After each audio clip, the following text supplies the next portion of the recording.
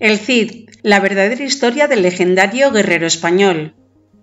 Rodrigo Díaz de Vivar, más conocido como el Cid Campeador, es una de las figuras más emblemáticas y fascinantes de la historia medieval española. Su vida, que se sitúa entre los siglos XI y XII, ha sido objeto de múltiples interpretaciones, tanto en el ámbito histórico como en el literario. Mientras que la leyenda lo presenta como un caballero invencible, noble y justo, la investigación histórica ha revelado facetas más complejas de su carácter y su contexto político.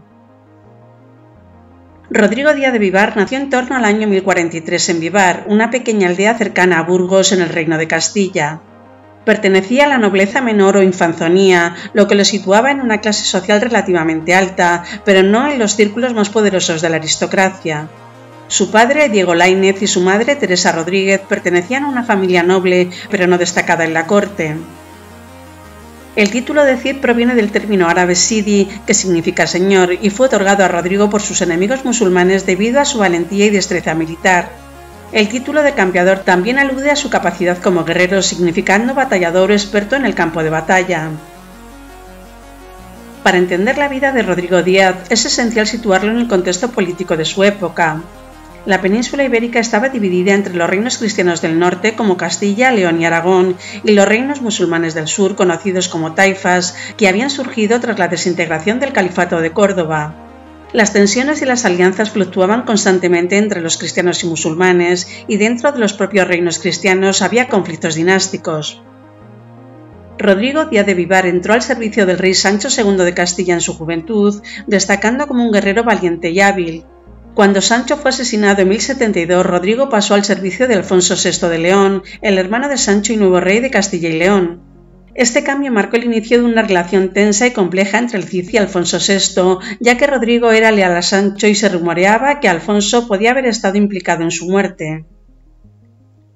Uno de los episodios más célebres de la vida del Cid fue su destierro por parte de Alfonso VI en 1081. Aunque las razones exactas del destierro no son claras, se cree que Rodrigo fue acusado de actuar con demasiada independencia y de enfrentarse a las órdenes del rey. En lugar de aceptar su caída en desgracia, el Cid aprovechó su exilio para ofrecer sus servicios como mercenario a diferentes señores, tanto cristianos como musulmanes. Durante este tiempo el Cid se alió con diferentes taifas musulmanas, especialmente con la de Zaragoza, gobernada por Al-Muqtadir y más tarde por su hijo Al-Mutamán. Estas alianzas con musulmanes muestran que la reconquista no fue una simple guerra religiosa entre cristianos y musulmanes, sino que la política y las estrategias personales jugaban un papel crucial. Rodrigo combatió tanto contra cristianos como musulmanes, dependiendo de sus intereses y circunstancias. Fue en estas campañas donde el Cid adquirió su fama como invicto en la batalla. Su capacidad para moverse entre bandos y negociar alianzas lo convirtió en un actor decisivo en las guerras de su tiempo. Además, sus seguidores, conocidos como los hombres del Cid, formaban un ejército fiel y disciplinado que seguía a Rodrigo donde quiera que fuera. El momento culminante en la vida militar del Cid fue la conquista de Valencia. En 1094, tras varios años de campaña, Rodrigo logró tomar esta ciudad, uno de los enclaves más importantes de la costa mediterránea, que había estado bajo control musulmán. El Cid se convirtió en el señor de Valencia, gobernando la ciudad con autonomía y manteniendo un delicado equilibrio entre las diferentes comunidades que habitaban la región, cristianos, musulmanes y judíos.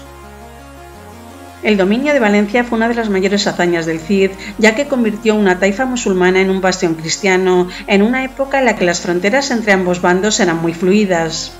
Rodrigo gobernó Valencia hasta su muerte en 1099, defendiendo la ciudad contra ataques de los almorávides, una dinastía bereber que había llegado desde el norte de África para reforzar a los musulmanes de la península. Rodrigo Díaz de Vivar se casó con Jimena Díaz, una mujer de noble linaje que en torno al año 1075. Jimena era bisnieta de Alfonso V de León y por tanto tenía vínculos con la realeza. Aunque la historia del Cid ha estado tradicionalmente dominada por sus hazañas militares, Jimena desempeñó un papel crucial en la vida de Rodrigo y en la administración de sus territorios. Juntos, Rodrigo y Jimena tuvieron 3 hijos, Diego, Cristina y María. Cristina se casó con Ramiro Sánchez de Monzón y María con Ramón Berenguer III, conde de Barcelona, consolidando la posición de la familia Díaz en la alta nobleza.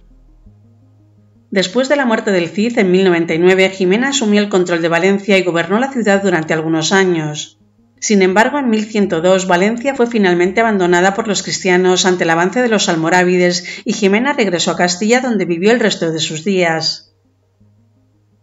Si bien Rodrigo Díaz de Vivar fue un personaje histórico real, su figura ha sido envuelta en una serie de mitos y leyendas que comenzaron a surgir poco después de su muerte y que se consolidaron en las generaciones posteriores. La obra más influyente en la creación de la leyenda del Cid fue El Cantar del Mío Cid, un poema épico anónimo escrito en el siglo XII que narra las hazañas de Rodrigo Díaz. El Cantar del Mío Cid presenta a Rodrigo como el héroe por excelencia, un caballero cristiano que lucha contra los musulmanes en defensa de su honor y de su familia. Sin embargo, a diferencia de otros héroes medievales, el Cid del Cantar no es un personaje idealizado en exceso. Es un hombre que experimenta dificultades, es desterrado injustamente y lucha por recuperar su honor. Esto le da una humanidad que lo diferencia de otros héroes épicos. La obra también enfatiza la piedad y la lealtad del Cid a su familia y a Dios, lo que contribuyó a su posterior canonización como un modelo de caballería cristiana. Sin embargo, este relato contrasta con la realidad histórica donde Rodrigo Díaz fue un líder militar pragmático que no dudó en aliarse con musulmanes cuando era necesario para su propio beneficio. La leyenda del Cid creció durante los siglos posteriores, siendo utilizada tanto por la monarquía española como por escritores y poetas para simbolizar la lucha cristiana contra el Islam durante la Reconquista. En el siglo de oro español, autores como Lope de Vega y Guillén de Castro escribieron obras de teatro basadas en la figura del Cid, contribuyendo a la construcción de su imagen como un héroe nacional. La figura del Cid sigue siendo objeto de debate entre los historiadores, mientras que algunas versiones de su vida lo presentan como un noble caballero cristiano que luchó incansablemente contra los musulmanes por la fe y la patria. La realidad es mucho más compleja. Rodrigo Díaz fue un hombre que navegó con habilidad las intrigas políticas y las alianzas cambiantes de su tiempo, combatiendo tanto a cristianos como a musulmanes dependiendo de sus intereses.